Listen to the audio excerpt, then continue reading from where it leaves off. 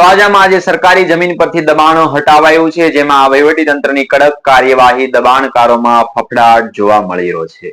ત્યારે તળાજા શહેરમાં સરકારી જમીન પર થયેલા ગેરકાયદેસર કબજાઓ સામે આજે વહીવટીતંત્રએ કડક વલણ અપનાવતા ગોપનાથ રોડ અને લક્ષ્મીનગર સામે આવેલી અંદાજે 5000 ચોરસ વાર જમીન પર ડિમોલેશનની કાર્યવાહી હાથ ધરી હતી. સવારે જ મામલતદારની આગેવાની હેઠળ અધિકારીઓનો કાફલો સ્થળ પર પહોંચ્યો હતો. પોલીસના બંદોબસ્ત કાર્યવાહી કરવામાં આવી હતી. વર્ષોથી સરકારી પડતર જમીન પર કેટલાક લોકો દ્વારા ગેરકાયદેસર રીતે બાંધકામ કરી અને કબજો જમાવવામાં આવ્યો હતો. કાયદેસર રીતે બાંધકામ કરી કબજો જમાવવામાં આવ્યો હતો હોવાનું તંત્રના ધ્યાન પર આવ્યું હતું, જેના આધારે અગાઉ નોટિસો પાઠવ્યા બાદ આજે દબાણ દૂર કરવાની કાર્યવાહી અમલમાં મુકાઈ હતી.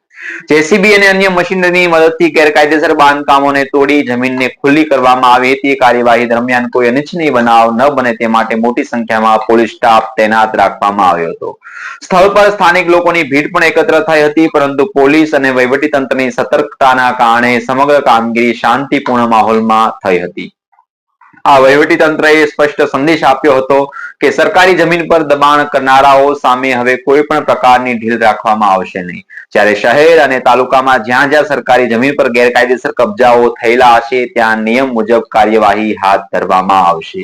ત્યારે આ કાર્યવાહી બાદ શહેરમાં ચર્ચાનો માહોલ સર્જાયો હતો કે અનેક લોકોએ સરકારી જમીન પર જે દબાણો છે એ કર્યા છે તેને બચાવવા માટે તંત્રની કામગીરીને આવકારી પણ આપી હતી. ત્યારે પ્રશંસા પણ વ્યક્ત કરી હતી. જ્યારે કેટલાક લોકોએ ભવિષ્યમાં આવા દબાણો અટકાવવા સતત મોનિટરિંગ કરવાની માંગ પણ ઉઠાવી હતી. નમસ્કાર, આવી સ્ટોરી સાંભળવા માટે અમારી ચેનલને લાઈક કરો, શેર કરો અને સબસ્ક્રાઇબ કરો. અને જો આપની આસપાસ આવી કોઈ ઘટનાઓ બનતી હોય તો અમારા વોટ્સએપ નંબર ઉપર શેર કરો. નમસ્કાર.